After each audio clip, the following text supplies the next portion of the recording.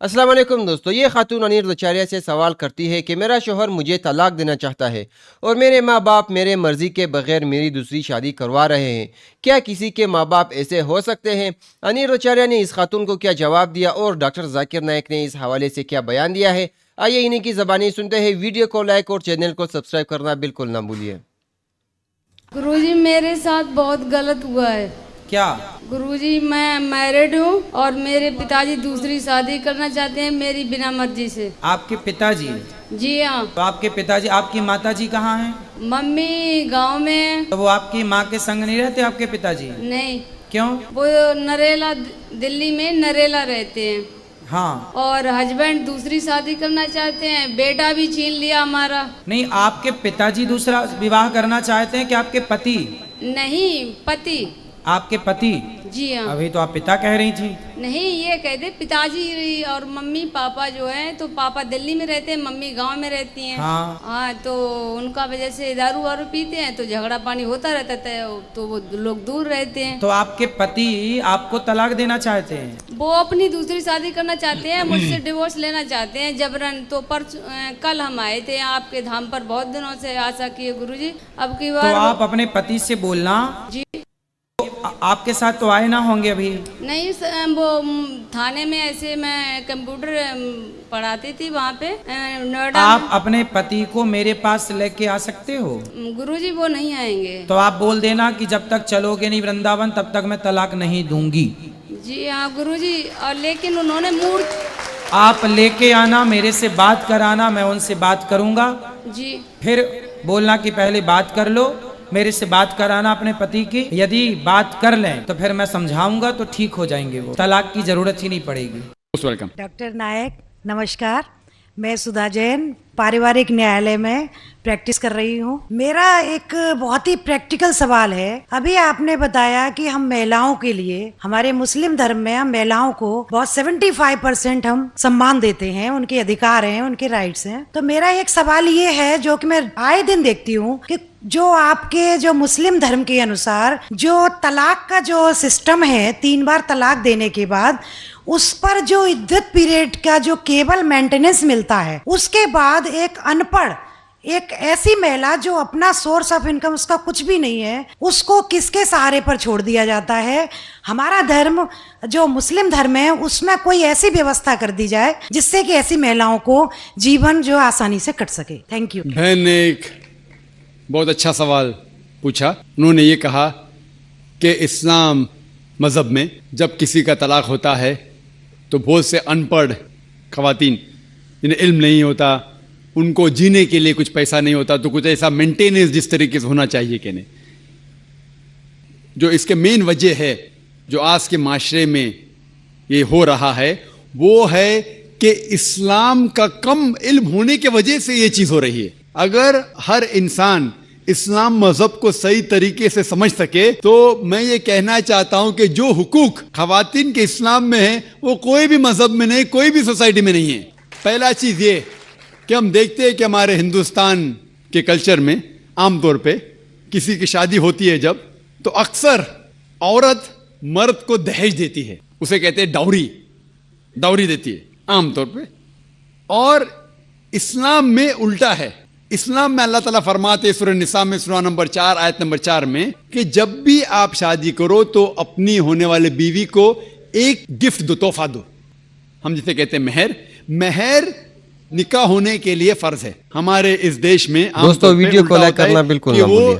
औरत होने वाले मर्द को दहेज देती है और मार्केट के ऊपर डिपेंड होता है।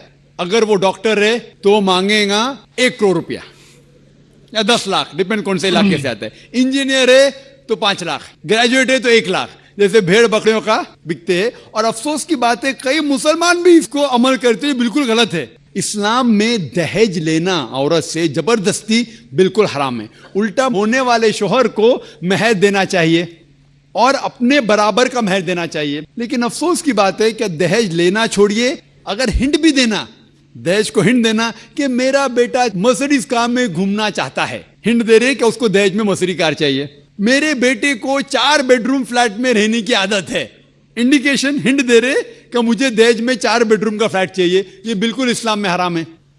जबरदस्ती मांगना, अगर खुशी से, अगर उस लड़की के वालिदैन कुछ देना चाहते तो आप ले सकते खुशी से, जबरदस्ती आप ले नहीं सकते, ना आप उसको हिंट दे सकते कि मुझे फ्लैट दो या पैसा दो। इस्लाम में उल्टा है, इस्लाम में औरत को महर मिलता है शादी में, और महर निकाह होने के लिए फर्ज है, और महर ये खुद औरत भी तय कर सकती है कि मैं तुमसे शादी करूंगी जब तक आप मुझे 1 लाख रुपया नहीं देंगे। वो अलग बात है कि वो गरीब शौहर है, गरीब आदमी बोलेगा मैं 1 लाख नहीं है, आप कोई दूसरे मर्द को ढूंढो, मैं दूसरी लड़की को ढूंढूंगा, ये भी जायज है, तो वो लड़की दूसरे शौहर को ढूंढेंगी, ठीक है ना। लेकिन वो कह सकती मुझे 1 लाख चाहिए, 5 लाख चाहिए, 10 लाख चाहिए, कुछ भी कह सकती है। अगर शौहर के पास कुवत है वो देगा, नहीं कुवत है तो नहीं देगा। इसीलिए अरब ममालिक में लड़की लोग इतना डिमांड करते हैं कि उनको अरब खवातीन से शादी करना मुश्किल पड़ जाता है, क्योंकि वो जानते हैं अपने हुकूक को। सूरह निसा की सूरा नंबर 4 आयत नंबर 20 के आयत में लिखा है कि आप उन्हें सोने का पहाड़ भी दे सकते हैं महर में, और आप उसे एक आयत भी सिखा सकते हैं, वो भी महर है। अगर आपके पास पैसा नहीं है और वो आदमी कहता है कि मेरे पास पैसा नहीं, मैं आपको कुरान शरीफ की आयत पढ़ के सुनाऊंगा, वो भी महर हो गया।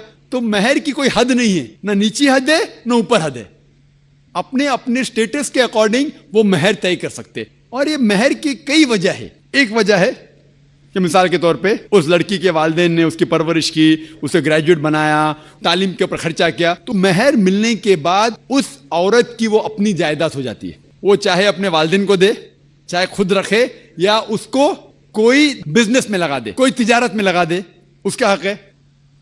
तो महर उसकी खुद की जायदाद है, वो कुछ भी कर सकती है, और महर का कोई फिक्स्ड अमाउंट नहीं है, छोटा भी हो सकता है, बड़ा भी हो सकता है। और उसके अलावा ये महर अगर खुदा ना करे, अल्लाह ना करे, अगर तलाक होता है, डिवोर्स होता है, तो ये महर उसके काम आ सकता है। लेकिन लोग को गलत फहमी है कि महर सिर्फ तलाक के लिए, ऐसा नहीं बात है। वो महर लेके खुद को बिजनेस में लगा सकती है, अपने वालिदैन को दे सकती है। और जहां तक कि उसका खुद का सवाल है, इस्लाम के अंदर जितने फाइनेंशियल एस्पेक्ट से खर्चा, उसका शादी के पहले जिम्मेदारी है उसके वालिद की और उसके भाई की, शादी के बाद जिम्मेदारी उसके शोहर की और उसके बेटे की। All financial aspect, lodging, boarding, clothing, खाना पीना, कपड़ा, सब उसको कमाने की जरूरत नहीं, ये हक है मर्द को देने का। तो financially she is more strong, she is very strong financially.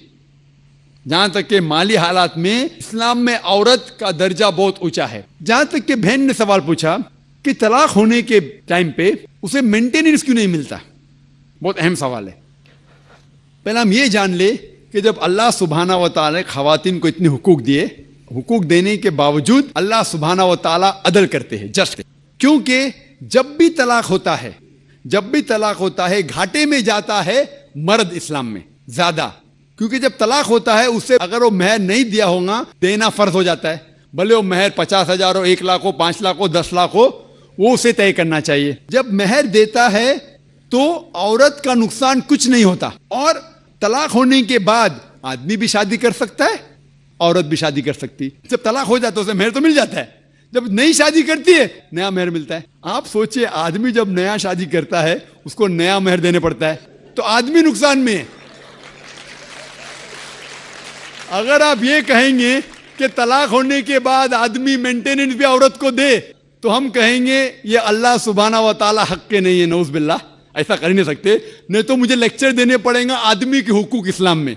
मैं अक्सर तकरीर करता हूं औरतों के हुकूक, लेकिन जो लोग इस्लाम की बुनियादी बात को नहीं समझते उन्हें यह गलत फहमी है कि औरत का नुकसान हो रहा है। औरत का नुकसान नहीं हो रहा है, और औरत को कुछ भी अगर चीज की जरूरत है, जैसे मैंने कहा, आदमी का हक बनता है कि उसे दे। शादी के पहले उसके वालिद और उसके भाई, शादी के बाद उसके शौहर और उसके बेटे। और अगर ये नहीं भी दे तो माशरे का फर्ज है कि औरत को संभाले।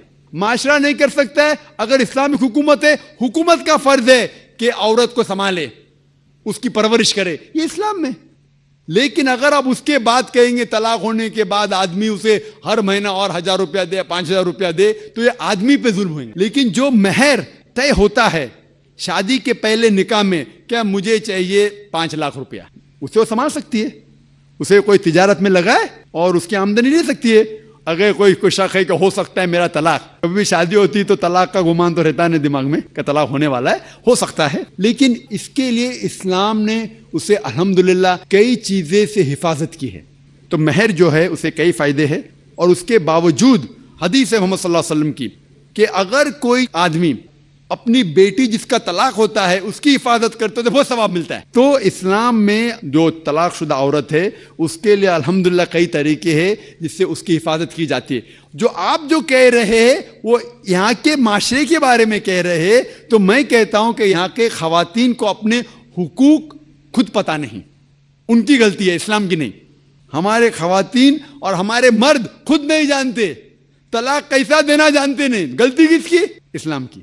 اسلام کی نہیں، اسلام کے فالو کرنے کے مسلمان کی. اگر آپ اسلام کو جاننا چاہتے ہیں تو مسلمان کو مت دیکھیے. جس طریقے سے آج میں نے کہا، آپ اگر مرسیڈیز کار کو جاننا چاہتے کتنی اچھی ہے، اگر کوئی ڈرائیور جو ڈرائیونگ نہیں جانتا ہے اس کے پیچھے بیٹھا اسٹیئرنگ ویل کے اوپر اور مرسیڈیز کار کو ٹھوک لیتا ہے تو غلطی کس کی؟ مرسیڈیز کار کی کہ ڈرائیور کی؟ ڈرائیور کی. اسے مرسیڈیز کار چلانے آتا نہیں. تو اسی لیے اسلام کو اگر جاننا چاہیے تو آپ قرآن کو پڑھنا چاہیے اور صحیح حدیث کو.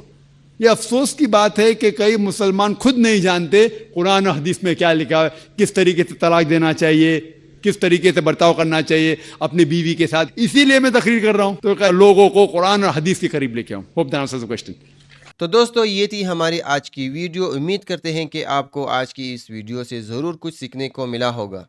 دوستو ہندو مذہب میں اپنی بیوی کو طلاق دینا ایک بہت ہی بری بات ہے. یہ ہندو لوگ اپنے بیویوں کو طلاق نہیں دیتے، پھر چاہے ان کی زندگی میں کتنی بھی مشکلات آئے یہ اپنے بیویوں کو طلاق نہیں دیتے. لیکن آج کل ہندوستان میں ہندو مذہب کے لوگ اپنے بیویوں کو طلاق دے رہے ہیں. ایسا نہیں کہ کچھ لوگ ہی طلاق دے رہے ہیں بلکہ بہت ہی زیادہ ہندو لوگ اپنے بیویوں کو طلاق دے چکے ہیں. آپ نے اس ویڈیو میں اس خاتون کی گفتگو بھی سن لی اور انیرداچاریہ کی گفتگو بھی سن لی. اسی طرح اور بھی بہت سے خواتین انیرداچاریہ کے پاس آتی ہے جو اپنا مسئلہ بیان کرتی ہے. یہی کہتی ہے کہ میرا شوہر مجھے طلاق دینا چاہتا ہے اور میرا شوہر دوسری شادی بھی کرنا چاہتا ہے. دوستو ہندو مذہب کے لوگ دوسری تیسری چوتھی شادی نہیں کرتے.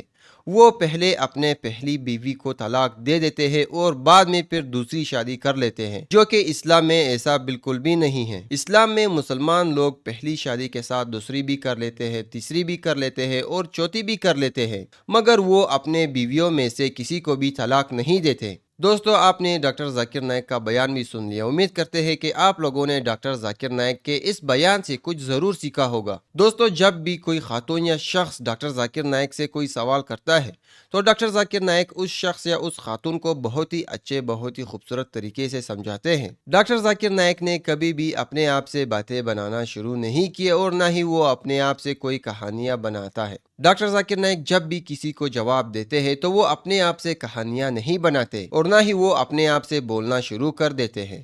جو قرآن و حدیث کے مطابق ہوتا ہے وہ وہی کہتے ہیں. وہ ہر سوال کا جواب قرآن و حدیث کے مطابق دیتے ہیں. دوستو ہماری ویڈیو بنانے کا مقصد یہ نہیں کہ ہم ہندو مذہب کو نشانہ بنا رہے ہیں یا پھر انیرداچاریہ کو نشانہ بنا رہے ہیں. دوستو ہماری ویڈیو بنانے کا مقصد صرف یہی ہے کہ ہم آپ کو سچ دکھائے، ہم آپ کو حقیقت دکھائے. اپنے رائے کا اظہار کمنٹ سیکشن میں ضرور دیجیے. ویڈیو اچھی لگی ہو تو لائک کرے اور ہمارے چینل کو سبسکرائب کرے. ویڈیو دیکھنے کا بہت شکریہ. ملتے ہیں نیکسٹ ویڈیو میں، تب تک کے لیے اللہ حافظ.